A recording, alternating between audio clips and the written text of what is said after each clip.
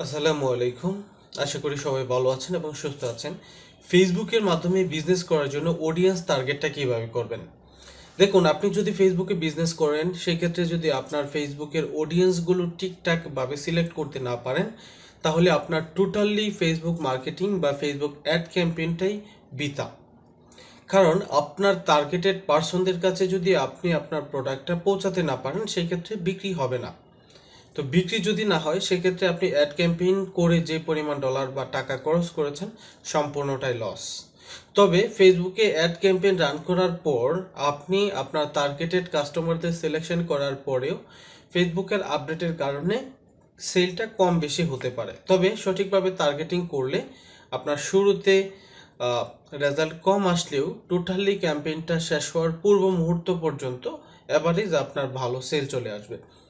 বেশ কিছুদিন ধরে মার্কেটিং এক্সপিরিয়েন্সের উপর ভিত্তি করে যে বিষয়গুলো আমি দেখতে পেয়েছি, সেগুলো হচ্ছে অনেকেই ফেসবুক বুস্টিং বা ক্যাম্পেইন রান করার 1 থেকে 2 ঘন্টার মধ্যে একটু অস্থির হয়ে পড়ে, সেল হচ্ছে না, টার্গেটেড কাস্টমাররা নক করতেছে না, মেসেজ কম আসতেছে। সেটা কেন? কারণ ফেসবুকের আপডেটের কারণে যে ব্যাপারটা হয়, অনেক সময় তারা একটু রিচ করতে একটু সময় নেয় বেশি। তবে একটা বিষয় মনে রাখবেন, ফেসবুকে যখন আপনি ক্যাম্পেইন রান করবেন, অ্যাড ক্যাম্পেইন রান করবেন, তখন কিন্তু আপনি ন্যূনতম 4 দিন সিলেক্ট করবেন। কারণ আপনি 4 দিনের নিচে যদি কোনো একটা ক্যাম্পেইন রান করেন, সেক্ষেত্রে কিন্তু ফেসবুক তার সিস্টেম বা অ্যালগোরিদম অনুযায়ী সে ভালো একটা রিচ করতে পারে না। যদিও আপনি সেটাকে 1 দিন 2 দিন দেন, ফেসবুক রিচ করে দেয়, কিন্তু সেই রিচটা ফেসবুকের অ্যালগোরিদমে ভালোভাবে করতে হলে তাকে 4 দিন সময় দিতে হয়। তাই আপনি $4 রান করেন প্রয়োজনে, তবে 4 দিন রান করবেন। আর একটা বিষয় মনে রাখবেন যে অ্যাড ক্যাম্পেইন রান করতে হলে ন্যূনতম বাংলাদেশ থেকে বা পৃথিবীর যে কোনো দেশ থেকে একদিনে $1 নিচে রান করার কোনো স্কোপ নাই। তাই আপনাকে এই বিষয়গুলো একটু মাথায় রাখতে হবে। এবার আসি ক্যাম্পেইনটা আপনি রান করবেন কি করে। তো আপনি কোন টাইমে রান করবেন, ফার্স্ট অফ অল হচ্ছে আপনার প্রোডাক্টের উপর বেস করবে আপনি কোন ক্যাম্পেইনটা কিভাবে রান করবেন। ফার্স্ট অফ অল হচ্ছে আমাদের বাংলাদেশে যে সমস্ত মানুষরা বেশিরভাগ সময় ফেসবুকে অ্যাক্টিভ থাকে, তো সেই অ্যাক্টিভ পিপলরা মোস্ট অফ টাইম অ্যাক্টিভ থাকে হচ্ছে সন্ধ্যার পর। অর্থাৎ সন্ধ্যার পর 8টা থেকে 9টা, রাত 8টা থেকে 9টা থেকে শুরু হয়, রাত 8টা থেকে 9টা এই টাইমের ভিতরে ফেসবুক তারা ভিজিট শুরু করে এবং রাত 1টা পর্যন্ত তাদের ফেসবুকে বিভিন্নভাবে ভিজিট করে। সেক্ষেত্রে আমি বলবো, আপনি সন্ধ্যার দিকে যদি Facebook ad campaign actively run করেন, সেক্ষেত্রে কিন্তু ভালো একটা রেসপন্স পাওয়া যাবে এই টাইমে। কারণ এই টাইমটাতে অনেক মানুষ অ্যাক্টিভ থাকে। এই হচ্ছে প্রথম। এবার আসি আমরা কিভাবে টার্গেট করব। টার্গেট করার জন্য ডিপেন্ড করে আপনার প্রোডাক্টটা কোন রিলেটেড। এখন ধরুন আপনি ছেলেদের জন্য একটা টি শার্ট সেল করতে চাচ্ছেন, তাহলে আপনাকে টি শার্টটা সিলেক্ট করে কোন বয়সের পার্সনদের জন্য আপনি সেই টি শার্টটা তৈরি করেছেন বা বিক্রি করতে চাচ্ছেন, সেই বয়সটা আপনাকে সিলেক্ট করতে হবে।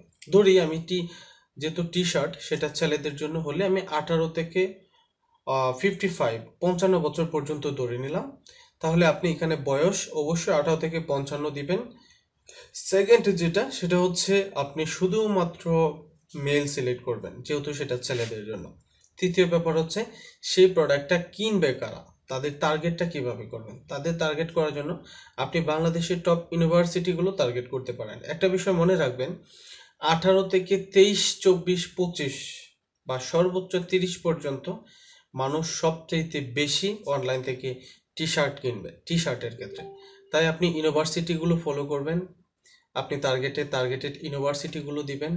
তারপর হচ্ছে আপনি অন্যান্য ব্যক্তিদেরকে সিলেক্ট করতে পারেন, যেমন এমপ্লয়ি, তারপর হচ্ছে চিফ এক্সিকিউটিভ অফিসার, তারপর হচ্ছে ফাউন্ডার, তারপর বিভিন্ন বেসরকারি প্রতিষ্ঠানে যারা কাজ করে, বিভিন্ন ব্যাংক হতে পারে, আপনি ব্যাংক সিলেক্ট করতে পারেন, ব্যাংকের কর্মকর্তাদেরকে সিলেক্ট করতে পারেন। তো এইভাবে আপনি প্রত্যেকটা স্টেপ যখন আপনি আগে চিন্তা করবেন টি শার্টটা কে পরতে পারে, কে কিনতে পারে, এটা। তো এই জায়গা থেকে এইভাবে সেই সমস্ত ব্যক্তিদেরকে বা সেই সমস্ত ডেমোগ্রাফি, বিহেভিয়ার, ইন্টারেস্ট এইভাবে সিলেক্ট করার পর আপনি এই ধাপটা কমপ্লিট করলেন। এবার আসি আমরা ক্যাম্পেইনের দিকে। আবার ক্যাম্পেইনের ক্ষেত্রে আপনি যে কাজটা করবেন, একটা বিষয় মনে রাখবেন, কিছু কিছু ক্যাম্পেইন আছে এরকম, এই ক্যাম্পেইনগুলোর ক্ষেত্রে আপনার যে পরিমাণ ডলার খরচ করার কথা, আপনি যদি সেই পরিমাণ ডলার খরচ না করেন, সেই ক্ষেত্রে কিন্তু আপনার মূল টার্গেটিং পার্সনদের কাছে গিয়ে পৌঁছাবে না। তো আপনি যদি, আমি এখন যে বিষয়টা নিয়ে কথা বলতেছি, টি শার্ট সেলিং, আপনি টি শার্ট যদি সেল করেন, সেক্ষেত্রে আমি বলবো আপনি একদিনে ন্যূনতম $5 বাজেট প্রদান করবেন। $5 বাজেটে আপনি ফেসবুকে বুস্ট বা ক্যাম্পেইন রান করবেন। ক্যাম্পেইন রান করে আপনি এটাকে ন্যূনতম 4 দিন পর্যন্ত রান করবেন, অর্থাৎ 4-5-20 দিন। এরপরে ভালোভাবে মার্কেটিং করতে হলে ভালোভাবে তাদের সাথে কমিউনিকেশনটা করতে হবে। তাদের, আপনি যে ক্যাম্পেইন রান করলেন, তারা মেসেজ করবে বা তারা ফোন করবে, সেই ক্ষেত্রে তারা মেসেজ করার সাথে সাথেই আপনাদের একজন প্রতিনিধি খুব দ্রুত রিপ্লাই দেওয়ার চেষ্টা করবেন, যেটা আপনার মার্কেটিংটাকে, মানে আপনার টার্গেটটাকে, গোলটাকে সহজেই বাস্তবায়ন করতে পারবেন, আপনার প্রোডাক্টটা সবচেয়ে বেশি সেল করতে পারবেন। এবার হচ্ছে আমরা কোন ধরনের ক্যাম্পেইন রান করব। আপনার পেজ বা আপনার বিজনেসটা যদি নিউ হয়ে থাকে, সেক্ষেত্রে অবশ্যই আপনি প্রথমত রিচ ক্যাম্পেইন রান করবেন, পরবর্তীতে এঙ্গেজ মেসেজ ক্যাম্পেইন রান করতে হবে। তবে কোন সময় কোন ক্যাম্পেইন রান করবেন সেগুলো নিয়ে আমি একটা ভিডিওতে বলেছি। তবে আপনি বিক্রি করার জন্য, মানে যদি সরাসরি প্রোডাক্ট বিক্রি করতে চান, সেক্ষেত্রে অবশ্যই মেসেজ ক্যাম্পেইনটা দেওয়াই ভালো। এঙ্গেজমেন্ট অপশন থেকে মেসেজ ক্যাম্পেইনটা সিলেক্ট করবেন এবং মেসেজ ক্যাম্পেইনটাতেই সবচাইতে ভালো রেজাল্ট আসে। তো আশা করি এই বিষয়গুলো যদি আপনি মেনে চলেন, তাহলে অবশ্যই ফেসবুক মার্কেটিংয়ে সফল হবেন। তো এই ছিল আজকের ভিডিওতে। যদি ভিডিওটা ভালো লাগে, অবশ্যই চ্যানেলটা সাবস্ক্রাইব করবেন, পাশে থাকা বেল আইকন ক্লিক করবেন, সবার সাথে শেয়ার করবেন। সবাই ভালো থাকবেন, সুস্থ থাকবেন, সেই প্রত্যাশায় বিদায় নিচ্ছি। আসসালামু আলাইকুম।